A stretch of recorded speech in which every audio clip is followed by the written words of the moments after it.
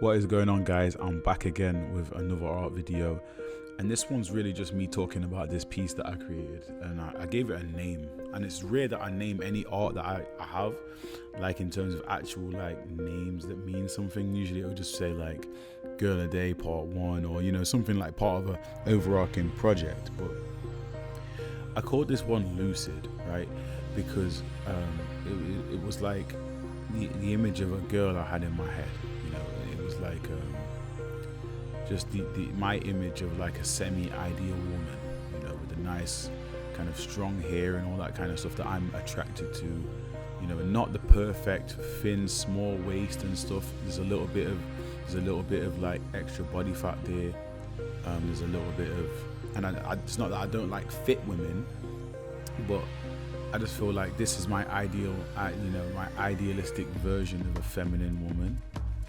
And I just enjoyed the process, and it's rare I do stuff like this, and I should do more. And I say that about everything.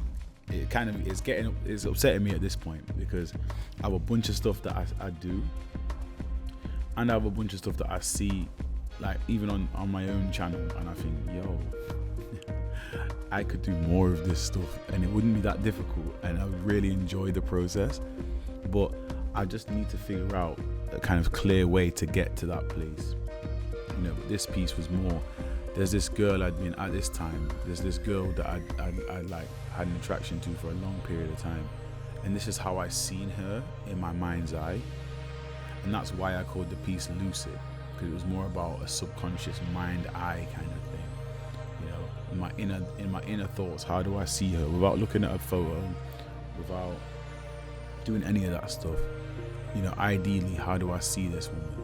And this is really what it came to, and this is the image that came from that kind of like pondering of just, let me try and draw her without reference, and let me kind of think about how I really perceive her, and if she was in my style, what would she look like if she lived in one of my worlds, and I think it's important to do these things every so often, to try and draw people that or people that you have seen from your mind's eye as well.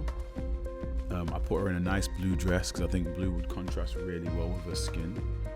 And I added a few of these little armbands that are, shoulder level, just for decoration, and one on the neck because I thought that'd be cool if she had some kind of like Egyptian kind of gold bangles going on. But yeah, it was, as I said, the process itself was literally just an exercise of, let's try and do this thing. And as I said at the start, I had a project called Girl a Day, where I'd supposed to be painting a girl a day, and it's been put on hold because my iPad is periodically full. Like, it's just full, and I need to kind of clear all of the Procreate files off it so I can go back to just painting without any care. But that's going to take a reasonably long time, so that's something I'm going to have to do separately. But when I do, I'll be doing more of these, and I'll be doing more stuff with lines. I'll be doing more stuff with lines and more of these, because those are the two things that I feel like I need to do way more of. And I'm going to be using Procreate's blender brushes a lot more than I have been, because I've made my own set and I've only used them a few times, literally 2 or 3 times. It should be way more, but I just haven't got around to it, and it gets to a point when you have to start looking at what you've done and you like. I really like this, and I really would like to see where I can take this kind of a style, and even this character.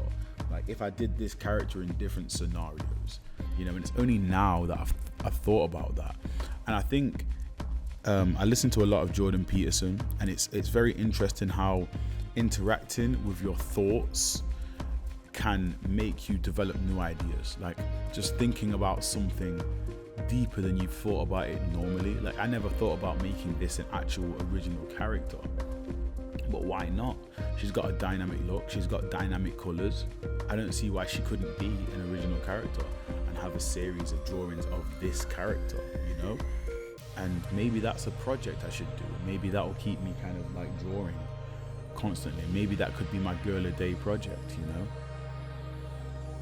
But yeah, it's things like this that make me really appreciate the fact that I ever kind of started drawing on Procreate. And I say this more and more, but I've come to the consensus that it's just such a great tool that artists can kind of create very high quality, studio quality digital illustrations on the fly. And I think it's the future. But I think Wacom at some point is going to release something very similar. They already had like the companions, but I think it's going to be a different game now. There's new chips and stuff like that, you know. And maybe it's just going to be, they're going to start developing software for artists so they can just be used on the iPad, but I don't know. But anyway, guys, that's really the end of the video. Please like and subscribe, share if you want to, it helps me get off the ground. And I'll see you guys in the next one. Peace. Keep drawing, keep painting, keep enjoying the process, and keep thinking about things that you can create. Peace.